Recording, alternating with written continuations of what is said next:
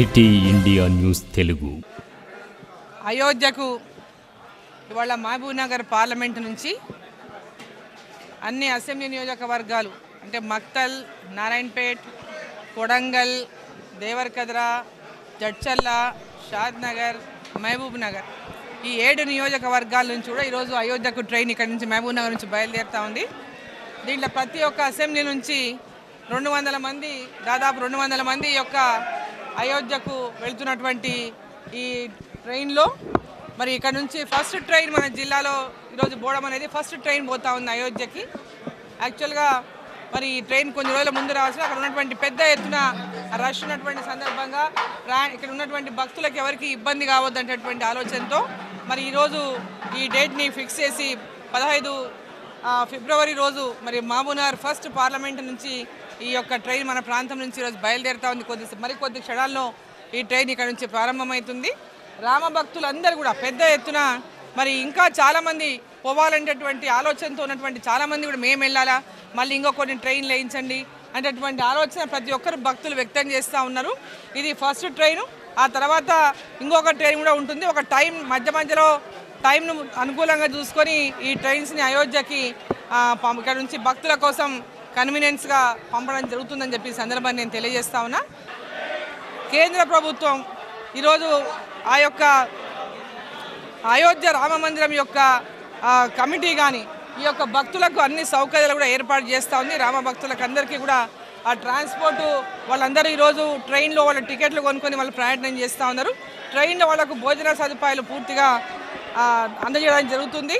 అదేవిధంగా అక్కడ దిగిన తర్వాత కూడా వాళ్ళకు అకామిడేషన్ కానీ ఉండడానికి వసతి కానీ దర్శనం కానీ అన్నీ కూడా ప్రాంప్ట్గా మరి ఏర్పాటు చేయడం జరిగిందని చెప్పి సందర్భం తెలియజేస్తా ఉన్నా.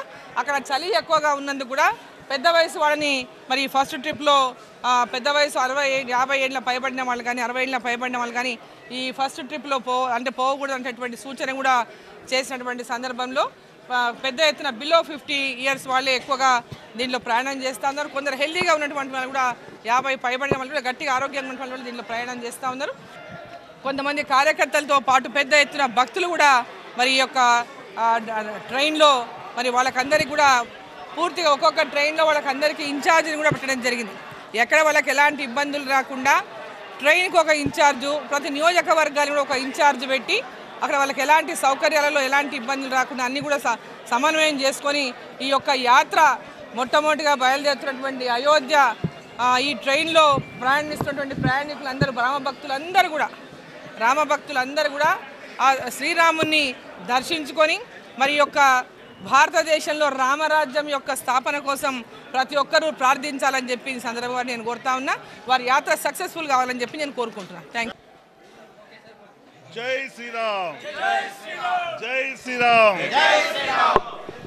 రామ జన్మభూమి అయినటువంటి అయోధ్యలో వెలిసిన కొత్త ఆలయంలోని బాలరాముణ్ణి దర్శించడానికి మహబూబ్ నగర్ నుంచి ఒక స్పెషల్ ట్రైన్లో రామభక్తులందరూ కూడా బయలుదేరి వెళ్తున్న సందర్భంగా వాళ్ళ యొక్క ప్రయాణం సుఖమయం కావాలని మనస్ఫూర్తిగా కోరుకుంటున్నాను.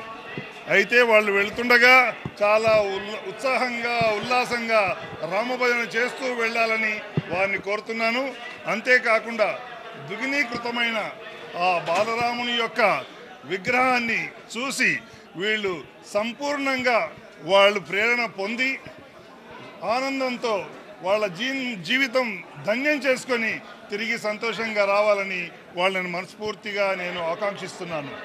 జై శ్రీరామ్.